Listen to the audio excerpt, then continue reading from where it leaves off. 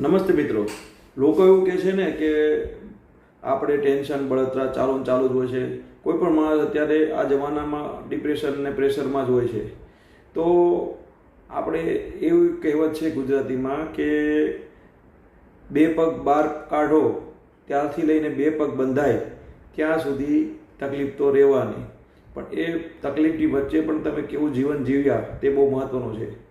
બે પગ બહાર કાઢવા મતલબ કે માના પેટમાંથી બે પગ આપણા જ્યારથી બહાર નીકળ્યા દુનિયા જોઈએ ત્યારથી લઈને બે પગ બાંધ્યા મતલબ કે બે આંગૂઠા આપણા જ્યારે મરીએ ત્યારે બે આંગૂઠા બાંધી દે ને, બે પગ બાંધી દે છે, ત્યાં સુધી તમે કેવું જીવન જીવો છો, એ જીવન કેવું જીવ્યા અને કેટલા લોકોને ઉપયોગી થયા તે બહુ મહત્ત્વનું છે. તમે શું બનાવ્યું, શું પ્રોપર્ટી બનાવી, કે તમે કેટલા મોટા બિઝનેસમેન બન્યા, કોઈ બધું આવવાનું નથી સાથે.